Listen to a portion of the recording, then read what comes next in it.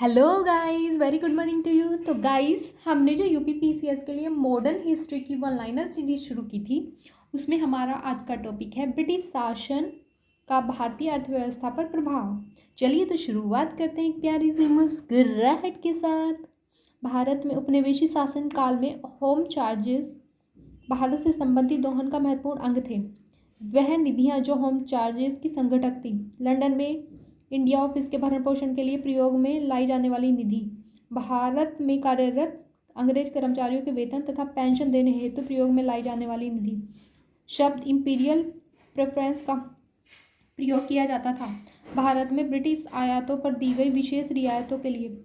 British शासन के दौरान भारत में उद्योगों का कोई स्वतंत्र विकास नहीं हुआ। इसका कारण था धनिक वर्ग द्वारा भूसंपत्ति में निवेश करने को तरजीह दिया जाना। इस्तमरारी बंदोबस्त लागू किया लॉर्ड कॉर्नवालिस ने। स्थायी बंदोबस्त प्रारंभ किया गया था लॉर्ड कॉर्नवालिस के प्रशासन काल में। स्थायी बंदोबस्त किया गया जमींदारों से। लॉर्ड कॉर्नवालिस द्वारा स्थायी बंदोबस्त लागू किया गया 1793 ईस्वी में। चिरस्थायी बंदोबस्त 1793 के अंतर्गत जमींदारों से अपेक्षा की गई कि वे खेतिहरों को पट्टा जारी करेंगे। अनेक जमींदारों ने पट्टा जारी नहीं किया। इसका कारण था जमींदारों के ऊपर कोई सरकारी नियंत्रण नहीं था। बिहार में परमानेंट सेटलमेंट लागू करने का कारण था भू राजस्व का राजस्व निर्णय करना। बंगाल, यहाँ पे डैश है, में बंगाल और बिहार में भूमि पर किराएदारों के अधिकारों को बंगाल किराएदारी अधिकारी अधिनियम द्वारा दिया गया था 1885 ईस्वी में। ब्रिटिश शासन के दौरान भारत में रैयतवाड़ी बंदोबस्त के प्रारंभ किए जाने से संबद्ध थे Alexander Read, Thomas Munro, Elphinstone, Wingate और गोल्डस्मिथ। सर टॉमस मुनरो जिस भू राजस्व बंदोबस्त से संबंध थे वह है रैयतवाड़ी बंदोबस्त। अंग्रेजों ने रैयतवाड़ी बंदोबस्त लागू किया था मद्रास और बम्बई प्रेसिडेंसी में। अंग्रेजों ने रैयतवाड़ी व्यवस्था सर्वप्रथम आरंभ की थी मद्रास प्रेसिडेंसी में। ब्रिटिश व्यवस्था में रैयतवाड़ी भू राजस्व संग्रह प्रचलित था दक्षिण तथा पश्चिमी भारत में। रैयतवाड़ी बंदोबस्त के संदर्भ में सही कथन है किसानों द्वारा लगान सीधे सरकार को दिया जाता था। सरकार रैयत को पट्टे देती थी। रैयत कौन थे? रैयत का मतलब इसमें किसान ही थे। कर लगाने के पूर्व भूमि का सर्वेक्षण और मूल्य निर्धारण किया जाता था।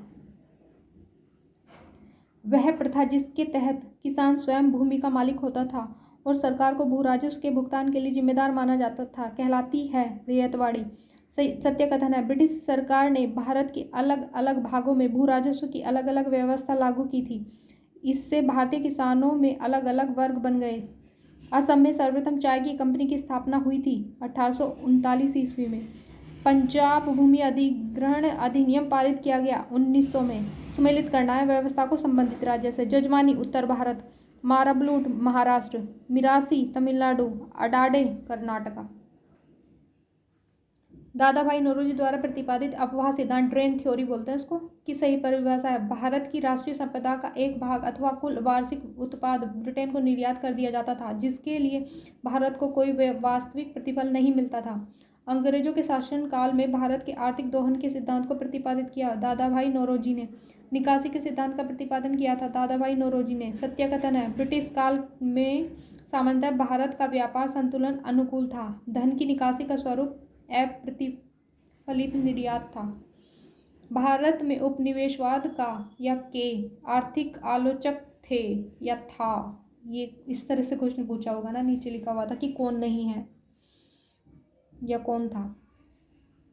दादा भाई नौरोजी, जी सुब्रमण्यम अय्यर, आरसी दत्त, ये सब उपनिवेशवाद के आलोचक थे भाई।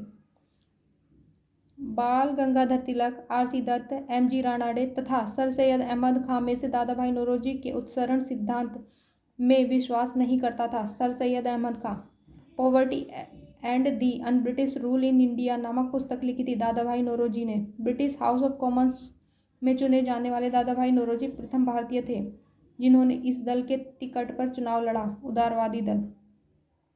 दादा भाई नौरोजी का भारतीय राष्ट्रीय आंदोलन को सर्वाधिक प्रभावी देन थी कि उन्होंने इस बात को अभिव्यक्त किया कि ब्रिटेन भारत का आर्थिक शोषण कर रहा है। तो इससे क्या पता चल रहा है दादा भाई नौरोजी बहुत माइंडेड पर्सन थे और इनको इस चीज़ की नॉलेज थी, लेकिन भारतीय इस चीज़ से जानते थे कि ब्रिटेन जो है भारत में आके आर्थिक शोषण कर रहा है भारत का भाई। इन्होंने ये चीज़ बताई थी। Heads of. भारत में ब्रिटिश आर्थिक नीति घिनौनी है, यह विचार व्यक्त किया था कार्ल मार्क्स ने। ब्रिटिश शासन के समय अर्थव्यवस्था को खोखला करने इकोनॉमिक ड्रेन के सिद्धांत के बारे में पुस्तक लिखे थे दादा भाई नौरोजी। अनुद्योगीकरण के संदर्भ में सत्य कथन है, यह प्रक्रिया 1813 में प्रारंभ हुई। ईस्ट इंडिया कंपनी के व्यापारिक एकाधिकारियों की समाप्ति ने इस प्रक्रिया को तेज किया। दक्षिण भारत में सिंचाई व्यवस्था के अग्रदूत माने जाते हैं sir Arthur cotton. East India company के भारतीय एजेंट थे बनिया। आर्थिक तौर पर 19वीं शताब्दी में भारत पर अंग्रेजी शासन का एक परिणाम था भारतीय कृषि का वाणिज्यीकरण। वह कथन जो औद्योगिक क्रांति के द्वारा 19वीं शताब्दी के पूर्वार्ध में भारत पर पड़े प्रभावों की सही व्याख्या करता है। भारतीय दस्तकारी उद्योग नष्ट हो गए थे। तो गाइस यहाँ पे जो है ब्रिटिश शासन का भारतीय अर्थव्यवस्था पर प्रभाव के जो वन लाइनर क्वेश्चन है वो फिनिश होते हैं। Okay, just recall it. Bye.